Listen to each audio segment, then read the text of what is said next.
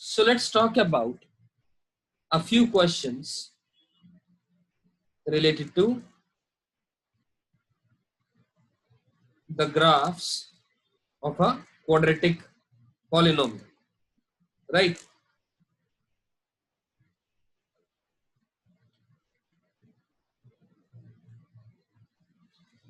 So here is the question number 1. Question number 1 में कहा गया है the graph of y is equals to ax square plus bx plus c is shown in the figure. This is the graph of y is equals to ax square plus bx plus c, right? Then ये 5 या 6 बातें या in fact 7 बातें लिखी गई हैं, ठीक है? क्या बातें लिखी गई हैं? देन ए नेगेटिव, क्या ये बात सही है? ये सारी बातें जो लिखी है 7 के 7 पॉइंट्स, ये सारे के सारे सही हैं. Just I wanted to make you understand how you come to such a conclusion, right? So the first part is A is negative. Yes, it is totally true because this parabola is a downward parabola. अगर upward parabola होता है तो A positive होता है. This is a downward parabola, so A is negative here, right? And the second point is saying about commenting. We want के comment करें हम किसके ऊपर? Discriminant के ऊपर. तो डिस्क्रिमिनेंट नजर आ रहा है ग्रेटर देन 0 है, क्योंकि इस गिवन ग्राफ ने दो जगह पर काटा, दो रियल जगह पर काटा, तो इसका मतलब कंफर्म आ रहा है. इससे पता लग रहा है इसके रियल एंड डिस्टिंक्ट रूट्स है, इस ग्राफ से पता लग रहा है. तो एज अ रिजल्ट इसका डी ग्रेटर देन 0 है. ठीक है, आगे चलते हैं. सम, एस का मतलब यहां पर सम से डिनोट किया जा रहा है, यानी सम ग्रेटर देन 0. अपने आप सोच करके देखें, मान लीजिए ये x1, 0 है और ये x2, 0 है. s की वैल्यू x1 प्लस x2 है.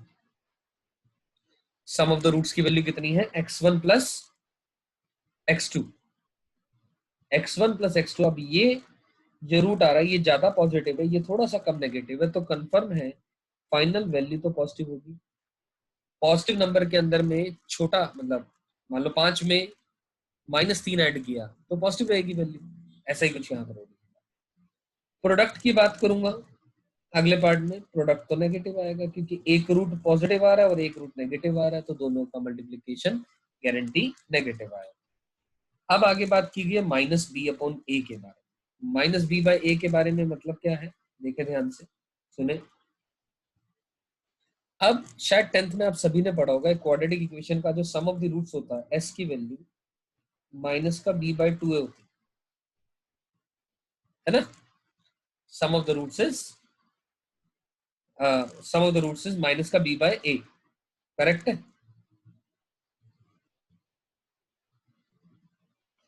तो अपने आप देखो, आप सम ऑफ द रूट्स तो ऑलरेडी आप कमेंट कर चुके हो कि वो पॉजिटिव है. Sum of the roots positive, sum of the roots value क्या होती है? Minus B by A. वो आप ऑलरेडी बोल चुके हैं कि वो क्या है? पॉजिटिव है. तो सही है, sum of the roots minus का बी बाय आ गया, पॉजिटिव आ गया.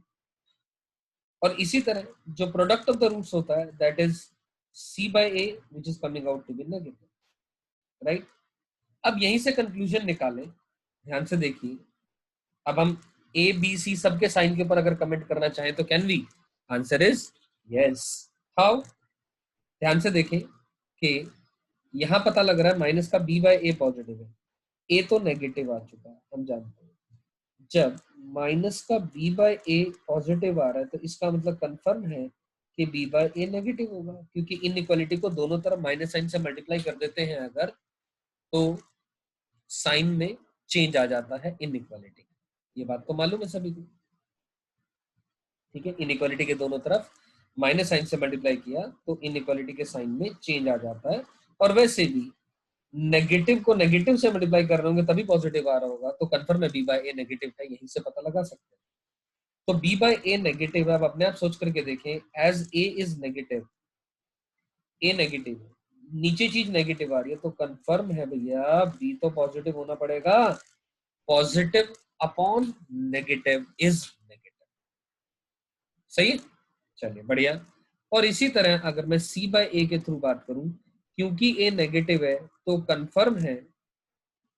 कंफर्म है c को क्या होना पड़ेगा, पॉजिटिव होना पड़ेगा। ध्यान से देखें, आई am repeating the entire statements again. ध्यान से सुनो एक मिनट के लिए। क्या हमने कहा कि b बाय a नेगेटिव आया, क्योंकि a नेगेटिव है तो b पॉजिटिव होना पड़ेगा, और c बाय a नेगेटिव है क्योंकि a नेगेटिव है तो c को पॉजिटिव होना पड़ेगा। तो इसका मतलब a b c सबके साइन के ऊपर कमेंट कर दिया हमने, ये पार्ट भी हो गया, ये पार्ट भी हो गया और ये भी पार्ट हो गया। b and c have a same sign and different then a। Yes, a तो नेगेटिव है और b और c दोनों क्या आ गए आपके, पॉजिटिव आ गए। तो ग्राफ से हमने बिल्कुल बेसिक सी बात जानना चाहिए यहाँ पर, विद एन एडिशनल इंफॉर्मेशन जो कि 10th में आपने पढ़ी हुई है कि sum of the roots minus B by A होता है, product of the roots C by A होता है। ठीक, अब आते हैं नेक्स्ट क्वेश्चन पर। What is the next question says, लिखा गया है the quadratic ax square plus bx plus c equal to 0 has no real roots. इस क्वाड्रेटिक के कोई भी रियल रूट्स नहीं है। ठीक है, हमें ये बात प्रूव करनी है c times of a plus b plus c is positive. अब मेरी बात आराम से सुनिएगा, हमने कहा था कि ये एक क्वाड्रेटिक इक्वेशन है क्योंकि इक्वल टू 0 कर दिया गया, लेकिन अगर मैं इसको लिखूं y is equal to F of X is equal to A X square plus B X plus C, यहां पर y 0 नहीं है, यहां पर y तो 0, अगर मैं y को 0 कर दूंगा तो इक्वेशन बन जाएगी, लेकिन ये एक क्वाड्रेटिक पॉलिनोमियल है। This is a quadratic polynomial, ये एक क्वाड्रेटिक पॉलिनोमियल है, और अगर इक्वल टू 0 कर दूंगा तो मैं वो क्वाड्रेटिक इक्वेशन बन जाएगा। और कहा गया है इस क्वाड्रेटिक इक्वेशन के कोई रियल रूट नहीं है। ठीक है, क्वाड्रेटिक इक्वेशन का क्या नहीं है, रियल रूट नहीं है।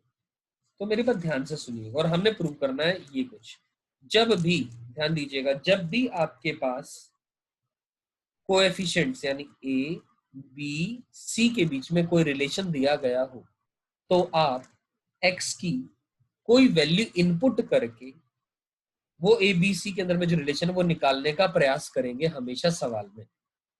मेरा कहने का मतलब है, अगर मैं यहाँ पर x को 0 पुट करूंगा तो f ऑफ 0, ध्यान से देखें, वो वैल्यू c आ रही है, और अगर मैं 1 पुट करूंगा तो f ऑफ 1, ध्यान से देखिए, a plus B plus C आ रही है वैल्यू। राइट, यहां तक बात समझ में आ रही है? 0 पर वैल्यू c आ रही है, 1 पर value a plus B plus C आ रही है। तो ध्यान से देखें, बेसिकली हमारा जो क्वेश्चन है, हमने कमेंट करना है on the sign of c times of a plus B plus C को हम लिख सकते हैं, और f of 0 into f of 1, हमने इसके साइन के ऊपर कमेंट करना है। This is our question, right. यही मैं कह रहा हूं, I am repeating my statement, whenever you find a relation between a b and c, यानी the coefficients of the terms, each term of a quadratic, put a certain value of x over there and then find a relation such as I found out over here। हमें इनके बीच में relation बताना है। अब relation बताने के लिए हम क्या करेंगे, अब मेरी बात ध्यान से सुनो, इस क्वाड्रेटिक के दिया हुआ है कोई रियल रूट नहीं है, तो ठीक है, रियल रूट ना होने का मतलब है कंफर्म है d लेस देन 0 है, कंफर्म है क्या है, d लेस देन 0 है, d नेगेटिव आ रहा है, तो व्हाट डज इट मीन। अब एक जो क्वाड्रेटिक की मैं बात करूं, d नेगेटिव आ रहा है, हम एक चीज जानते हैं, एक क्वाड्रेटिक के अंदर में जो ग्राफ बनाया जाता है वो a अगर पॉजिटिव है अपवर्ड पैराबोला, a नेगेटिव है तो डाउनवर्ड। तो a के बारे में यहाँ कमेंट नहीं है, let a is greater than 0। A अगर पॉजिटिव है तो कंफर्म है ये ग्राफ ऐसा होगा, क्योंकि डी नेगेटिव है, डी नेगेटिव है तो इस ग्राफ ने एक्स एक्सिस को कहीं नहीं काटा। तो this is possibility number 1, and the another possibility is a negative, and obviously D तो नेगेटिव है ही है, तो कंफर्म है ये सेकंड पॉसिबिलिटी है। You getting my point, A negative है और डी भी नेगेटिव है, ये सेकंड पॉसिबिलिटी है। तो क्योंकि इसने भी ग्राफ को नहीं काटा, तो हमने कमेंट करना है f of 0 into F of 1 के ऊपर। F of 0 into F of 1 के साइन के ऊपर उसकी क्या वैल्यू आएगी? I am not interested, I am only interested what the sign of it will be, whether it will be positive or negative. अब ध्यान से देखो, कहीं ना कहीं 0 यहाँ पर आएगा तो 1 यहाँ पर आएगा, हो सकता है 0 यहाँ, और हो सकता है 0 यहाँ आ रहा हो फिर 1 यहाँ आएगा, जहां भी आएगा लेकिन इस नंबर लाइन पे तो आएगा, ये तो तय है। तो 0 पर वैल्यू क्या आएगी? गारंटी है पॉजिटिव आएगी, और 1 पर भी वैल्यू पॉजिटिव आएगी। तो केस नंबर 1 में ये गारंटी है value positive multiplied by positive will be a positive value in the case number 1। और केस नंबर 2 के अंदर मैं बात करूं, 0 और 1, 0 कहीं ना कहीं यहाँ, 1 कहीं ना कहीं यहाँ, कहीं भी आ सकता है इस पूरी नंबर लाइन पर, लेकिन इतना पता है 0 पर अगर मैं फंक्शन की वैल्यू देखूंगा, इसकी ग्राफ की वैल्यू देखूंगा, तो वैल्यू क्या आ रही है? नेगेटिव आ रही है। और 1 पर भी वैल्यू क्या आ रही है? नेगेटिव आ रही है। तो कंफर्म है negative value multiplied by negative value will be a positive value. मतलब in either of the cases,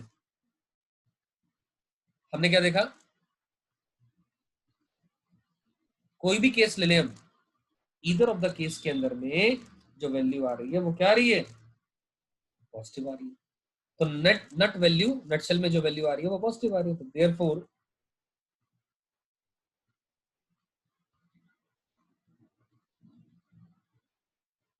this is a positive value. तो यही तो हमारा क्वेश्चन था। आई एम श्योर आप सभी को ये बात समझ में आ गई होगी। This is a very basic question, right? So moving on further to the another question. अब आराम से सुनिएगा, ये क्वेश्चन समझ आना, दोनों पार्ट इसके बहुत बहुत जरूरी है, वेरी बेसिक क्वेश्चंस। और ये जो दोनों क्वेश्चन है, इससे आपको ग्राफ्स प्लस इंटरसेक्शन लेना, अलग अलग इनइक्वालिटीज का, ध्यान से देखें, मैं इक्वालिटी नहीं बता रहा हूं आपको, मैं इनइक्वालिटीज समझा रहा हूं यहाँ पर, ठीक है? इनइक्वालिटीज और, लेकिन इनइक्वालिटीज हमें आनी चाहिए। So let's talk about this question. Find the set of the values of a for which the quadratic polynomial, कौन सा पॉलिनोमियल है? पहला, this quantity is less than 0। ध्यान से देखिए, जो फर्स्ट पार्ट है बेसिकली ये लिखा गया है, मानो ऐसे ax² plus bx plus c is less than 0 चाहिए, such that x belongs to real number. मैंने कैपिटल A छोटा a प्लस 4 को लिया, कैपिटल B मैंने -2a को माना, और कैपिटल C मैंने 2a - 6 को माना, ठीक है? This is what I am saying here. तो आप आराम से इस क्वेश्चन को करने से पहले क्या सोचेंगे हम लोग? भैया ये एक क्वाड्रेटिक है, ठीक है ना? वर्ड लिखा है क्वाड्रेटिक पॉलिनोमियल, क्योंकि अगर क्वाड्रेटिक ना लिखा होता तो a0 भी हो सकता था, बट क्वाड्रेटिक लिख दिया तो हम a0 की पॉसिबिलिटी के बारे में बात ही नहीं करेंगे। अब ये पूरा का पूरा जो ग्राफ है ये नेगेटिव होना चाहिए हर एक x के लिए, such that x belongs to real number. तो कंफर्म है, कहना है से वो ग्राफ ऐसा होगा, क्योंकि ये जो ग्राफ है साफ पता लग रहा है x की किसी भी वैल्यू के लिए ऑलवेज वैल्यूज क्या आ रही है? नेगेटिव आ रही है। x की किसी भी वैल्यूज के लिए वैल्यूज नेगेटिव आ रही हैं। अगर मैं fx मान लू इसको ax² plus bx plus c को माना, अगर मैंने, इस ग्राफ को देखते हुए हमें समझ में आ रही है बात कि सबसे पहली बात गारंटी ए नेगेटिव है, और दूसरी बात डी भी नेगेटिव है। बोलो सही है क्या? डी मतलब डिस्क्रिमिनेंट, ठीक है? ए नेगेटिव है क्योंकि ये पैराबोला डाउनवर्ड है।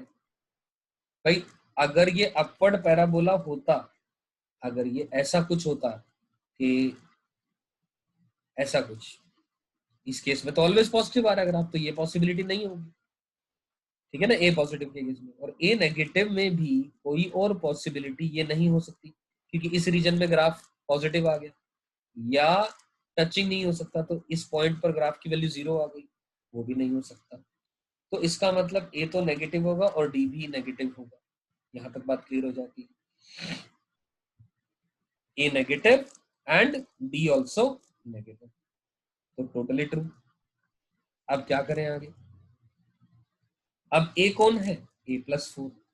तो यहां से पहली बात पता चली कि a+4 इज लेस देन 0, यानी a लेस देन -4, यानी a बिलोंग्स टू -इंफिनिटी से लेकर के -4। So that's the answer to the inequality number 1 created in this first part, right? Second part पे आते हैं। अब d नेगेटिव आना चाहिए। अब d नेगेटिव आएगा यानी इसका मतलब है b² माइनस का 4ac नेगेटिव होना चाहिए। अब abc की वैल्यू सब्स्टिट्यूट कर देते हैं, मतलब b² मतलब -2a का square 4a² -4 times of a+4 into 2a -6 क्या आना चाहिए? नेगेटिव आना चाहिए। यही मतलब हुआ इस बात का। अब ये मतलब हुआ तो 4 तो हटाओ दोनों तरफ से, तो ये बन जाएगा a² माइनस ऑफ, ये बन जाएगा 2a², इन दोनों को मल्टीप्लाई करूंगा तो माइनस का 6a प्लस का 8a माइनस का 24 is less than 0, right? As a result ये बनेगा a² minus 2a² is minus का a², and this is 8a minus का 6a इज 2a, तो ये माइनस का 2a आ गया और प्लस का 24 आ गया, विच इज लेस देन 0, है ना? यहाँ पे बात समझ में आ रही? तो एज अ रिजल्ट मैं दोनों तरफ माइनस साइन से मल्टीप्लाई कर दे रहा हूँ, तो यानी a² प्लस 2a माइनस 24 क्या आ जाएगा? Greater than 0। अब इसको फैक्टराइज कर सकते हैं, ये बन जाएगा a² plus 6a minus 4a minus 24 is greater than 0, यानी a plus 6 into a minus का 4 इज ग्रेटर देन 0। यहाँ तक बात समझ में आती है? यानी यहां से क्या निष्कर्ष निकला? यहां से ध्यान से देखें एक बात, ये इससे हम बेबीकर मेथड के थ्रू यानी साइंस की मेथड के थ्रू बात कर सकते हैं। चलिए बात कर लेते हैं। ये बात आएगी, ये रही नंबर लाइन, ये रहा माइनस का 6, ये रहा 4 plus minus plus, we are interested in plus, तो a बिलोंग्स टू -इंफिनिटी से लेकर के -6 यूनियन 4 से लेकर के infinity. So this is the answer to the second part, मतलब जो सेकंड केस आया, the second inequality created in the first part. ठीक है, तो हम क्या करेंगे फाइनली इसका और इसका दोनों का क्या लेंगे? इंटरसेक्शन लेंगे। क्या लेंगे? दोनों का इंटरसेक्शन लेंगे। अब इंटरसेक्शन ले लो। इंटरसेक्शन लेने के लिए कह रहा है -इंफिनिटी से -4 की बात कर रहे हैं यहाँ पर। अब -इंफिनिटी से -4, ये रहा -4 यहाँ आएगा, 4 यहाँ आएगा, -इंफिनिटी से -4 यानी ये, -इंफिनिटी से -6 यानी ये, यूनियन 4 से लेकर के इंफिनिटी, इन दोनों में कॉमन पार्ट जो आ रहा है वो ये आ रहा है, यानी देयरफॉर a बिलोंग्स टू कहां से कहां तक आ गया?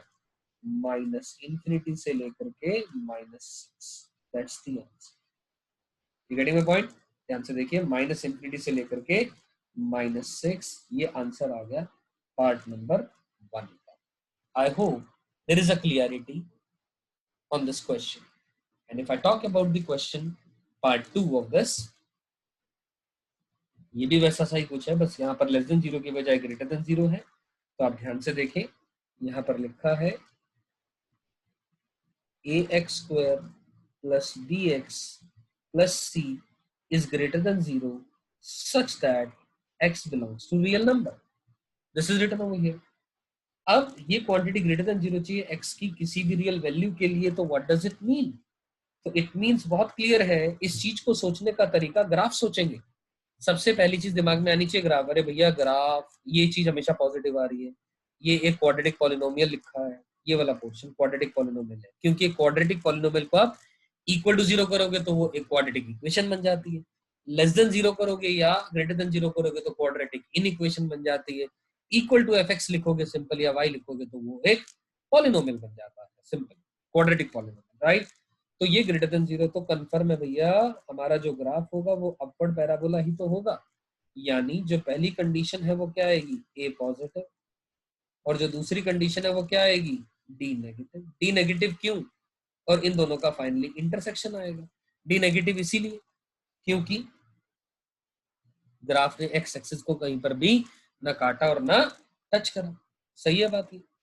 तो अब ए, बी और C they are the coefficients of X square, X and the constant respectively. And I hope आप आगे का काम सभी लोग खुद कर पाएंगे। यानी ए पॉजिटिव आ रहा है तो यानी इसका मतलब है a minus one is greater than 0, और इसका मतलब बी स्क्वायर माइनस का 4ac नेगेटिव आ जाएगा, और दोनों का आप इंटरसेक्शन ले लेंगे। और आई सपोज के इंटरसेक्शन आप सब लोग ले पाएंगे अब, और इसका क्वेश्चन का आंसर आएगा 5/3 से लेकर के इंफिनिटी। राइट।